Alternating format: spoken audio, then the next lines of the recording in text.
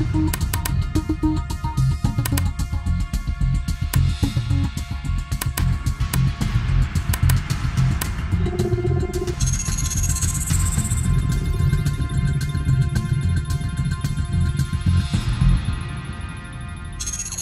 teman-teman agent, kembali kita berjumpa dalam program training kebanggaan kita yaitu 21 Minute Workout. Dan tidak terasa di minggu kedua di bulan September ini, di mana hari ini tepat di sesi yang ketiga, kita akan sama-sama menyaksikan dan juga mendengarkan ilmu baru tentang bertemakan masih tetap tentang financial planner yang nantinya akan memberikan kita wawasan bagaimana kita membuat sebuah piramida keuangan yang terbaik dan juga bukan hanya menjadikan kita menjadi seorang agent broker properti yang sukses, tapi nantinya kita tahu apa sih yang harus kita wariskan gitu ya kepada orang-orang tercinta kita sehingga apapun yang kita lakukan tidak sia-sia teman-teman agent.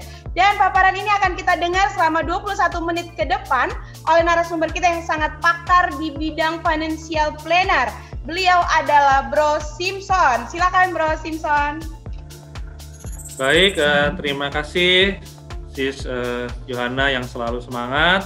Sekali lagi, selamat pagi Bro Sis semua. Salam sehat, salam sukses buat kita semua. Tidak terasa sudah 3 sesi saya menemani Bro Sis semua di 21 Workout Session ini.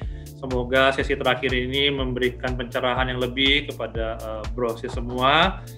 Dan kalau ada yang Bro Sis masih mau tanyakan, bisa add Instagram saya, @simpsonsinaga, juga bisa DM. Saya akan dengan senang hati untuk memberikan informasi yang Bro Sis semua perlukan. Oke, saya akan memulai sharing saya pada pagi hari ini. Oke, Bro Sis semua, untuk memulai sesi kita hari ini, saya akan menambahkan sebelum kita melangkah kepada piramida keuangan, terutama membahas investasi dan juga legacy, saya akan membahas yang namanya financial check up. Jadi selain kemarin di sesi pertama, kita ada yang mengenai budgeting, ada minimal 10% investasi, minimal 10% proteksi, maksimal 35% hutang, minimal 10% sosial, maksimal 35% biaya sehari-hari. Ada juga financial check up yang lain, di mana kita membuat neraca keuangan. Nah ini juga menurut saya bagus juga bagi Bro Sis semua, dipakai untuk memberikan advice kepada klien ataupun calon klien. Nah Bro Sis semua, jika kita membuat neraca keuangan pribadi ya, neraca keuangan pribadi, maka kita bisa membaginya menjadi 2. Aset apa saja yang kita miliki, dan aset itu pasti berasal dari 2 hal, entah itu hutang ataupun uang sendiri, atau kita namakan kekayaan bersih. Nah, di sini kita bisa lihat Bro Sis semua di neraca ini, aset, ada aset liquid, di mana kita bisa ambil kapan saja, yaitu kas atau rekening dan deposito.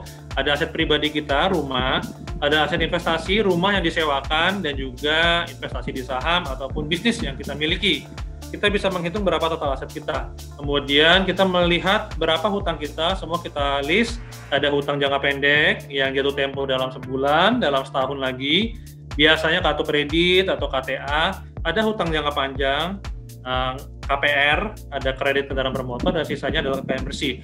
Nah, Bro Sis semua, dalam financial planning yang dikatakan kaya adalah saat kita memiliki kekayaan bersih, atau saat kita menghitung total aset dikurangi total hutang adalah positif.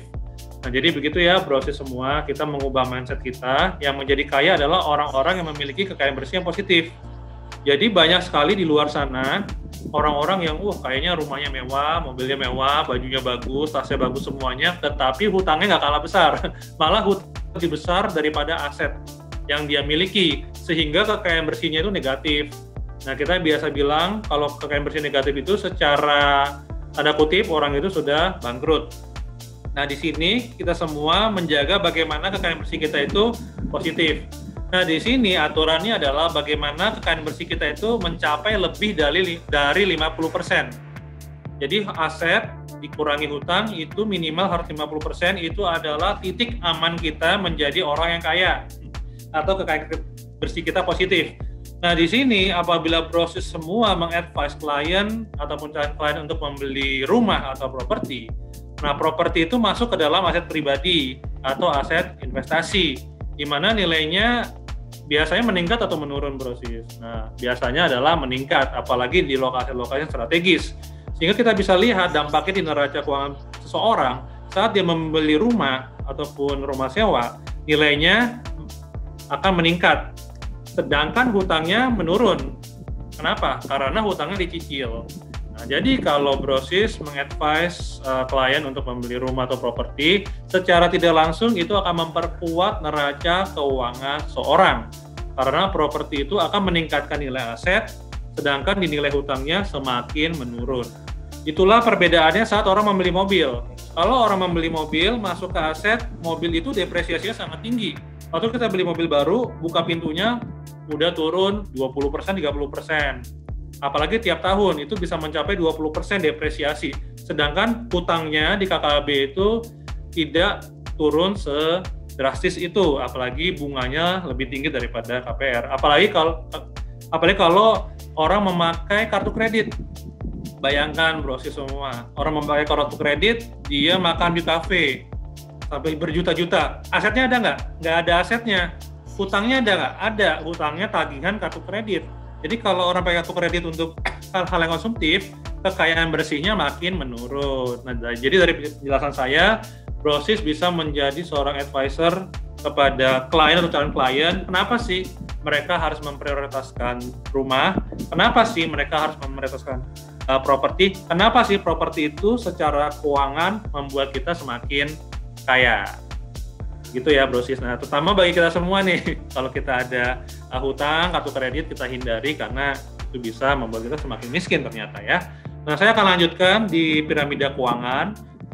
Kemarin kita sudah mempelajari bahwa agar aman, seseorang itu sebaiknya mengikuti nih step by step piramida keuangan. Kalau mau aman secara keuangan, ada financial security, kebutuhan pokok, proteksi sudah kita bahas di sesi kedua. Nah, sekarang kita akan membahas yang namanya akumulasi.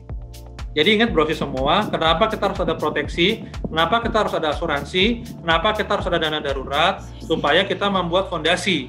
Nah, seperti rumah kita buat fondasi, meskipun nggak ada ya klien yang lihat dong fondasinya, atau ada nggak ya klien yang coba lihat dulu fondasinya waktu dibangun gitu ya, berarti dia sangat detail gitu ya. Biasanya percaya aja gitu kan, meskipun orang nggak lihat fondasi atau lihat rumah, lihatnya rumahnya, tapi rumahnya bagus, temboknya bagus, halamannya bagus, fondasinya minimal, besok bisa runtuh. Nah, kita nggak mau seperti itu. Proteksi sudah kita perkuat pada sesi lalu. Sekarang kita akan mempelajari mengenai bagaimana kita mencapai tujuan keuangan kita. Dan memang tujuan keuangan ini mau tidak mau harus kita capai dengan cara berinvestasi. Nah, ini adalah merupakan suatu topik yang hangat, yang sering orang itu bertanya-tanya bagaimana berinvestasi yang baik, bagaimana berinvestasi yang masih return yang tinggi. Tapi ingat sekali lagi bahwa dalam financial planning tujuan kita itu bukanlah return setinggi-tingginya, tapi bagaimana kita mencapai tujuan keuangan kita. Karena di luar sana banyak orang yang tergiur dengan return yang tinggi, temannya nawarin investasi titip emas atau arisan atau koperasi dengan return 50% per tahun. Tergiur, akhirnya dia berikan semua uangnya di situ, akhirnya hilang karena itu investasi bodong. Nah, itu karena dia belum mempelajari financial planning gitu. Atau ada juga orang yang punya banyak rumah tapi tiba-tiba sakit kritis, ya udah dia nggak bisa kerja, semuanya dijual. Jadi kita bikin sesuatu yang sangat kuat.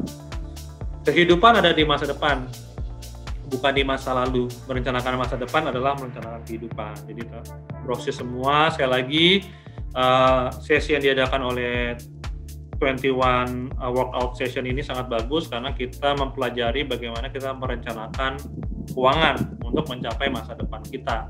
Karena memang masa depan adalah kehidupan kita.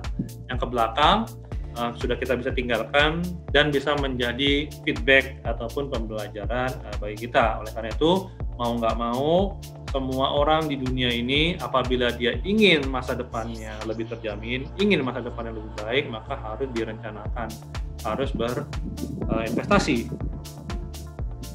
Nah, bagaimana untuk berinvestasi? Jadi saya sebagai financial planner terbiasa untuk tidak mau menjawab langsung apabila ada orang yang bertanya investasi mana yang paling tepat. Kenapa? Karena saat dia bertanya seperti itu, maka sebenarnya dia belum mengikuti step-step bagaimana berinvestasi. Nah, disitulah kesalahan kebanyakan orang. Tetapi jika kita sudah belajar financial planning, maka kita akan mempelajari step by step bagaimana kita untuk berinvestasi. Nah, di sini kita bisa melihat yang pertama tujuan keuangan. Nah, jadi brosis sekali lagi kita harus membuat tujuan dulu, baru kita menentukan bagaimana instrumen investasi yang terbaik, apa kendaraan yang terbaik kita untuk mencapai tujuan keuangan. Jadi kita harus tentukan dulu tujuan keuangan kita apa. Tujuan keuangan ini sendiri dibagi dalam 3, jangka pendek, menengah, dan panjang. Kenapa harus dibagi seperti ini? Karena masing-masing jenis jangka waktu tujuan keuangan itu menentukan strategi bagaimana kita mencapai tujuan tersebut, sehingga memakai produk investasi yang berbeda-beda tentunya. Jangka pendek misalnya ingin liburan sama keluarga 1 tahun lagi, jadi jangka pendek ini 1 bulan sampai 1 tahun tujuan yang ingin dicapai. Jangka menengah 1 sampai 3 tahun, misalnya 3 tahun lagi ingin membeli rumah dengan DP 20%. 3 tahun lagi anak akan bersekolah di luar negeri. 3 tahun lagi ingin keliling ke Eropa. Jangka panjang 3 tahun lebih. Misalnya ingin pensiun 10 tahun lagi, ingin pensiun 15 tahun lagi, 7 tahun lagi anaknya kuliah. Nah, masing-masing tersebut memiliki strategi yang berbeda-beda. Nanti saya akan jelaskan. Nah, kemudian ukur profil risiko. Jadi kalau brosis sudah menentukan tujuan keuangan, ukur profil risiko. Oh, ternyata saya ini risk avoider, tidak suka sama risiko. Kalau misalnya saya punya investasinya turun 2%, saya udah deg-degan nih, 5% udah panik, saya panik sell. Kemudian ada risk netral, oke, saya netral terhadap resiko, jadi kalau resiko 5%, moderate saya masih terima, tapi di luar itu mungkin saya nggak bisa terima. Saya harus pilih produk keuangan, produk investasi yang lebih aman. Risk lover berarti seseorang itu menyukai resiko, di mana dia memahami saat produk investasinya turun 5%, 10%, 20%, oh ini memang adalah kondisi market, ini ada alasannya, bla bla bla, oh ini saatnya beli malah gitu ya, jadi itu risk lover. Nah, masing-masing brosis semua harus ukur. Di internet sudah banyak questionnaire yang brosis bisa jawab, kemudian nanti ada hasilnya apakah brosis itu risk avoider, risk lover, atau risk netral. Kemudian kenali produk investasi, resikonya apa, imbal hasilnya, karena sekarang banyak orang itu berinvestasi, terutama yang di luar yang diawasi OJK, tidak tahu apa sih resikonya. Yang tahu, apalagi sekarang produk investasi itu banyak menawarkan return, tapi risikonya kita harus baca sendiri. Pasti kalau di mana ya, di flyer, di brand marketing campaign dan sebagainya, itu pasti semuanya mengenai return. Padahal kadang-kadang ada tanda bintang nih kecil nih, syarat dan ketentuan berlaku, resiko berlaku. Nah, itu brosis harus memahami. Kemudian konsisten dan diversifikasi. Jadi kalau kita belajar financial planning, kita ada yang namanya dollar cost averaging, DCA, dollar cost averaging, teori yang berkata bahwa apabila seseorang ingin berinvestasi, saat dia berinvestasi pada jumlah yang sama, pada waktu yang sama tiap bulan, misalnya brosis kemarin ya 10% dari income, misalnya income-nya 100 juta, nah berarti dia berinvestasi 10 juta tiap bulan, tiap tanggal 2, tiap tanggal 2 investasi 10 juta, 2 Januari 10 juta, 2 Februari 10 juta, 2 Maret 10 juta, sampai Desember dan seterusnya. Kemudian dia taruh di portfolio yang sesuai dengan profil dan tujuan dia, maka itu akan efisien, karena itu akan mengadjust resiko-resiko yang ada dalam tahun-tahun yang terjadi. Begitu brosis semua. Nah, kemudian untuk jangka pendek, biasanya kita memakai produk investasi yang lebih konservatif atau lebih aman, yaitu bisa di deposito atau reksadana pasar uang. Di menengah, kita bisa berinvestasi di produk keuangan yang moderate, yaitu reksadana obligasi, reksadana pendapatan tetap, obligasi, ataupun surat utang pemerintah seperti ORI ataupun SUN ataupun yang syariah. Di jangka panjang kita bisa berinvestasi di saham, karena saham adalah high risk high return. gitu. Kemudian emas juga merupakan yang konservatif, biasa di jangka pendek ataupun dikombinasikan dengan yang lainnya. Properti juga merupakan salah satu produk investasi yang returnnya lumayan sangat tinggi malah ya, brosis semua ya. Nah kemudian karena kita tidak mau menaruh semua telur kita di satu keranjang, jadi misalnya kan kita berinvestasi untuk dana pendidikan anak kita. Nah jangan sampai kita taruh semuanya di satu produk, kemudian waktu anak kita ingin sekolah, ingin kita cairkan produk investasi itu, ternyata kinerjanya sangat buruk. Nah, jadi jangan sampai semua telur kita taruh satu keranjang. Kalau keranjang itu jatuh, semua telurnya pecah. Jadi ada diversifikasi. Jadi meskipun brosis semua misalnya risk netral, berarti akan banyak di obligasi atau reksadana pendapatan tetap. Tetapi juga harus didiversifikasi. Bisa juga taruh juga di saham. Tapi mungkin saham nggak mayoritas karena brosis semua risk netral. Kalau risk lover pasti lebih banyak di saham. Tapi juga harus ada porsi yang di obligasi dan juga pasar uang sebagai diversifikasi. Nah, saya akan membahas 2 produk investasi saja pada sesi ini karena keterbatasan waktu, yaitu reksadana dan saham. Nanti untuk yang lain, brosis bisa tanya saya ataupun kita bisa adakan sesi tersendiri. Nah, yang pertama reksadana investasi terjangkau karena bisa dimulai dari 100.000, 200.000 tergantung jenis reksadana. Nah, reksadana sekarang mudah sekali brosis, bisa dibeli di CS di bank ataupun bisa online. Sekarang banyak platform ya, ada seperti Bareksa, Bibit, semuanya ya. Saya nggak endorse, jadi banyak banget sekarang. Brosis tinggal buka aplikasi, pilih reksadananya. Kemudian kenapa reksadana ini paling banyak dipakai? Karena reksadana ini adalah produk investasi yang dikelola secara profesional oleh manajer investasi.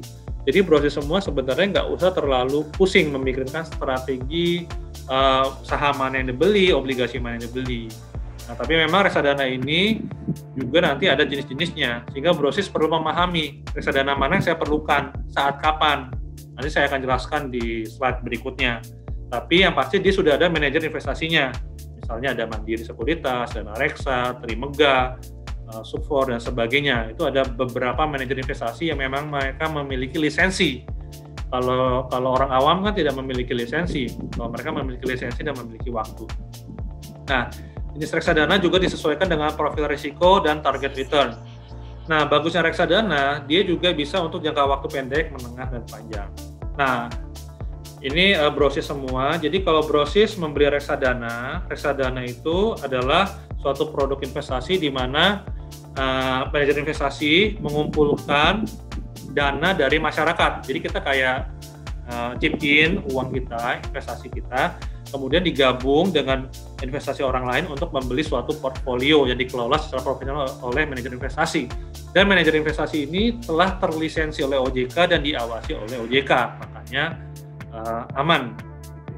Nah, reksadana pasar uang 100% pada instrumen pasar uang dan kas, misalnya deposito, promissory notes, ini adalah low risk, low return, jadi bisa dipakai untuk mencapai tujuan keuangan jangka pendek. Jika brosis ingin mencari suatu produk investasi yang returnnya sedikit di atas deposito, gitu ya. Nah, ini bisa dipakai untuk jangka pendek, kemudian untuk risk avoider.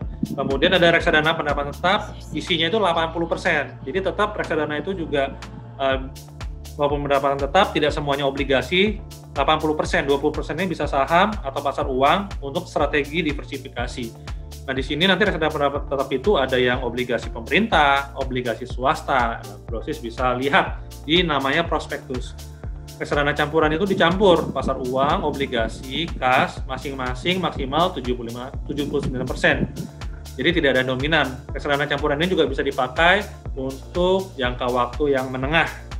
Nah, yang paling high risk return pasti adalah reksadana saham. Jadi kalau brosis di sini ingin membeli saham, tapi tidak mau belajar saham atau tidak memiliki waktu untuk investasi saham, maka belilah reksadana saham karena isinya adalah saham. 80% saham. Keuntungannya ada manajer investasi yang mengelola. Tinggal brosis nanti pilih. Ada reksadana saham, properti, berarti isinya perusahaan-perusahaan properti, reksadana saham infrastruktur atau manufaktur, ataupun kalau brosis ingin yang secara syariah, maka pilihlah reksadana saham syariah. Nah, untuk saham, ini sering dibahas oleh orang, investasi terjangkau karena kita minimal membeli hanya 1 lot atau 100 lembar. Jadi kalau kayak BRI 4.000, 100 saham itu berarti 400.000, Brosis bisa memiliki saham 1 lot BRI dengan 400.000 saja.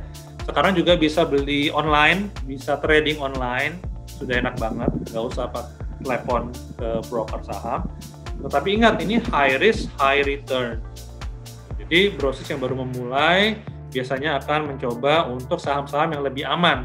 Biasanya saham-saham yang fundamental bagus atau blue chip, namanya, yang market share-nya itu terbesar. Misalnya Astra, BCA, BRI, Mandiri, Telkom, dan sebagainya. Untuk saham ini kita memiliki 2 return, capital gain dan dividen. Jadi kalau kita membeli saham dengan harga 100, kita jual dengan 150, maka kita ada capital gain Rp50. Itu dari jual beli saham. Tapi tiap tahun masing-masing PT juga memberikan dividen. Nah, itu juga Brosis apabila masih memegang saham, sewaktu tanggal pembagian dividen, Brosis mendapatkan dividen yang dihitung per lembar saham. Untuk jangka waktu yang panjang, Brosis disarankan untuk jangka waktu yang panjang. Jadi kalau saham itu kan seperti gambar ini ya, dia itu naik turun. Tapi kalau jangka panjang, harusnya dia itu akan semakin naik. Nah, memang saat pandemi ini ada anomali, tapi biasanya kasih waktu 2 tahun untuk saham itu recovery. Nah, di saham nanti Brosis harus belajar fundamental. Fundamental itu Brosis melihat bagaimana laba perusahaan, bagaimana prospek dia, bagaimana kekuatan keuangan dia. Itu berarti analisa historis laporan keuangan. Teknikal untuk melihat chart atau grafik. Nah, sebenarnya dua ini bukanlah hal yang dipertentangkan, tapi dipadukan. Fundamental untuk memilih mana saham-saham yang ingin kita investasikan karena memiliki kekuatan atau fundamental yang baik. Teknikal untuk menentukan kapan kita masuk dan keluar gitu. Tapi memang fundamental lebih dipakai saat kita berinvestasi atau value investing, teknikal lebih kepada trading gitu ya. Nah, itu perlu pembelajaran yang panjang. Kalau Brosis memang tidak berminat untuk belajar lebih jauh, pakailah reksadana saham. Nah, Brosis di sini saya akan menjelaskan kalau Brosis ingin anaknya kuliah, ini di luar negeri nih, misalnya 1 miliar. Jadi targetnya 1 miliar di usia 18 tahun. Kalau anak Brosis baru lahir, kemudian Brosis menabung untuk mencapai 1 miliar, ini kalau nggak salah dengan tingkat return 6%. Maka Brosis menabung cukup 2,5 juta. Tapi kalau baru menabung waktu anaknya 6 tahun atau masuk SD, naik tabungan per bulannya 4,7 juta. Kalau anaknya masuk SMP baru nabung, Brosis harus nabung 11,5. Kalau anaknya kuliah, Brosis baru nabung untuk mencapai 1 miliar sewaktu dia mau kuliah, Brosis harus nabung 25,4 juta. Jadi di sini pilihan ya, makin menunda maka makin banyak tabungan yang kita butuhkan. Pensiun juga begitu Brosis. Jadi untuk pensiun normal biasanya usia 55. Nah, ini usia pensiun karyawan gitu ya. Kalau Brosis semua kan tergantung ya mau pensiun kapan aja bisa.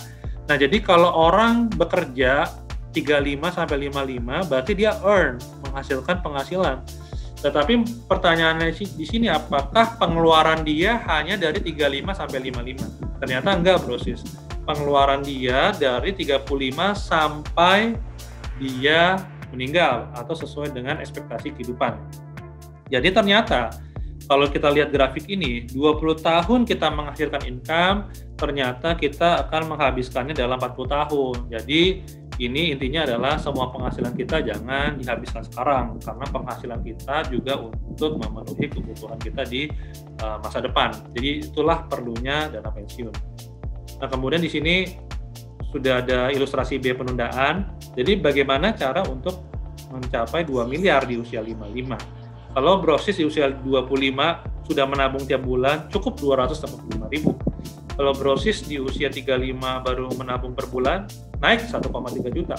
Kalau 45 tahun baru menabung untuk pensiun perlu 7 juta. Nah, jadi pilihan mau nabung sekarang lebih kecil atau nabung nanti. Nah, di sini juga ada nih Pak Siap sama Pak Telat. Pak Siap nabung di usia 25 10 juta, nabungnya 5 tahun aja. Nah, Pak Telat dia mulai nabung 5 tahun lebih telat. Cuma 5 tahun lebih telat, 10 juta juga, tapi ditabungnya nggak 5 tahun, terus-menerus sampai pensiun. Sampai selama 26 tahun. Nah, kita lihat hasilnya.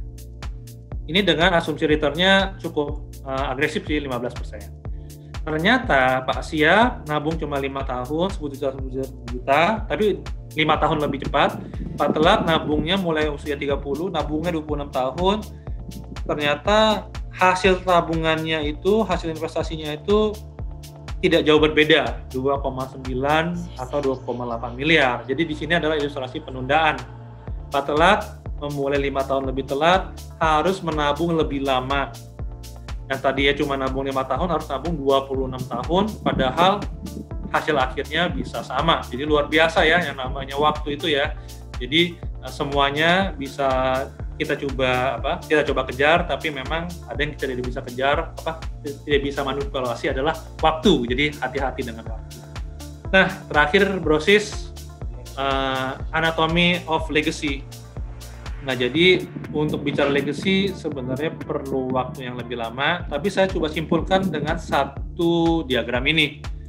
Jadi Brosis di sini semua pasti ingin mewariskan sesuatu kepada anak cucu. Jangan lupa, saat kita mewariskan sesuatu ada beberapa biaya, yaitu ada legal fee, biaya notaris, biaya pengadilan kalau ada konflik. Kemudian orang juga kalau meninggal biasanya ada sakit kritis, ada biaya pemakaman, apalagi untuk suku-suku tertentu tuh ya, yang saya tahu itu membutuhkan biaya pemakaman yang cukup tinggi. Ada tax, kalau di Indonesia tidak ada pajak warisan tapi ada BPHTB. Kemudian ada hutang-hutang, jadi ingat aset dan hutang diwariskan. Akhirnya yang diterima oleh ahli waris adalah sisanya. Nah, oleh karena itu Brosis di sini melihat bahwa saat kita mewariskan sesuatu, kita harus memperhatikan biaya-biaya ini. Kemudian jangan lupa, di Indonesia ada beberapa hukum waris.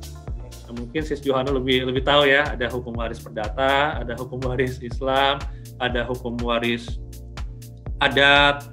Nah, itu semua masing-masing itu dipakai, berlaku di Indonesia. Dan kebanyakan di Indonesia ini juga terjadi konflik, apalagi kalau warisan Brosis semua besar atau warisan klien Brosis itu besar. Jadi yang pertama harus dilihat bahwa yang namanya warisan ini di Indonesia ini, meskipun sudah ada surat waris, tetap masih ada konflik karena banyaknya hukum waris. Misalnya yang wanita biasanya memilih hukum waris perdata, kalau yang pria biasanya memilih hukum waris Islam gitu ya, karena porsi yang pria lebih besar, sehingga ada konflik di pengadilan. Nah, itu harus diwaspadai. Sehingga sekali lagi, kalau kita ke financial planning, sebenarnya asuransi yang paling efisien adalah asuransi jiwa. Kenapa? Karena asuransi jiwa itu sangat sedikit bisa dipermasalahkan di pengadilan, karena di asuransi jiwa itu sudah ada nama penerima manfaat. Dan asuransi jiwa merupakan kontrak antara seseorang dengan perusahaan asuransi. Sehingga asuransi jiwa, seorang meninggal diklaim, akan sedikit sekali kemungkinan itu bisa dipermasalahkan di pengadilan.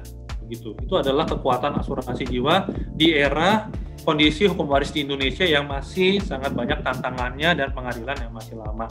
Kemudian yang kedua, asuransi jiwa itu dengan jumlah premi yang tertentu tiap bulan kita bisa mewariskan suatu jumlah nilai yang sangat besar.